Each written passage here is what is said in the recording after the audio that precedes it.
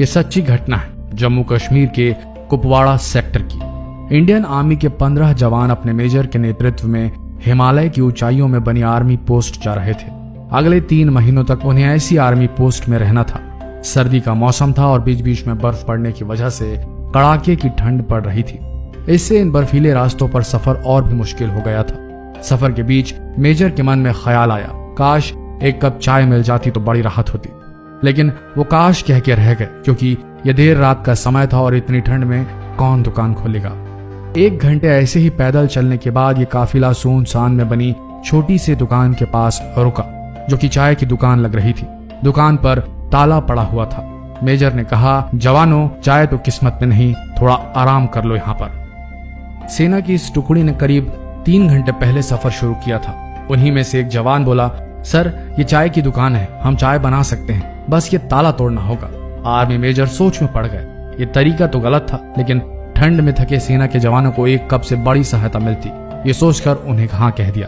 किस्मत तो उनकी साथ थी। दुकान में चाय बनाने का सब सामान और बिस्कुट के कुछ पैकेट भी थे। फटाफट गर्म चाय बनी। चाय बिस्कुट से तरोताजा होकर आर्मी के जवान आगे बढ़ने को तैयार थे।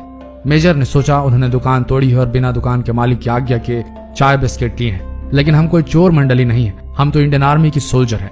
मेजर ने 1000 रुपए पर्स से निकाले और दुकान के काउंटर पर एक डिब्बे से दबा कर रख दिए, ताकि चाय वाले को सुबह आने पर आसानी से मिल जाए। मेजर अब इस दुख से आजाद हुए कि उन्होंने गलत किया। उन्होंने दुकान के दरवाजे बंद कर आगे बढ़ने का आदेश दिया।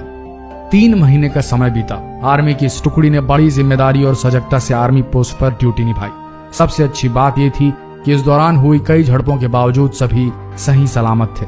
अब समय आ गया था कि अगली टीम उनकी जगह लेने आए। वो दिन भी आ गया। उस टुकड़ी ने आगमी टुकड़ी को जिम्मेदारी सौंपी और वापसी को निकल पड़े। संयोग से वो फिर से उसी दुकान पर रुके।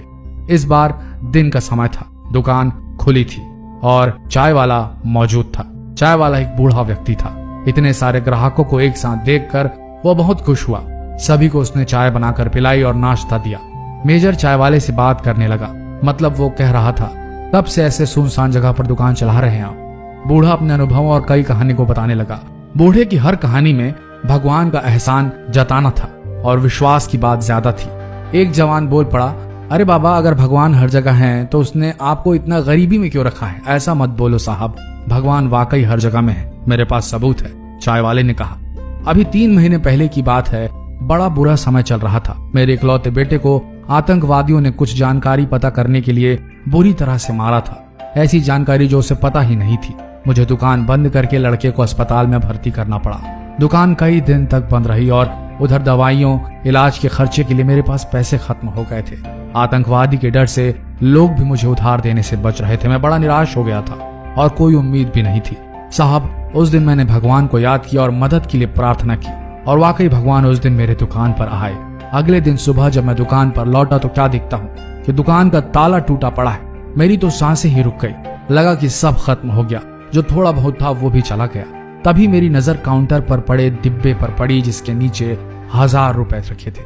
आप अंदाजा नहीं लगा सकते उस दिन मेरे लिए उन रुपयों की क्या कीमत थी। भगवान होते हैं साहब, बिल्कुल होते हैं। चाय वाले की आंखों में गहरे विश्वास की चमक थी। सभी जवानों की आंखें मेजर की आंखों से मिली। मेजर समझ गए और इशारे में ही सबको आदेश दिया कि कोई कुछ नहीं बोलेगा। मेजर साहब उठे, चाय का पैसा दिया और बूढ़े से हाथ मिलाकर बोले, सही कहते हो बाबा, वाकई भगवान होते हैं। और हाँ, चाय के लिए शुक्रिया, आपकी चाय बहुत अच्छी थी।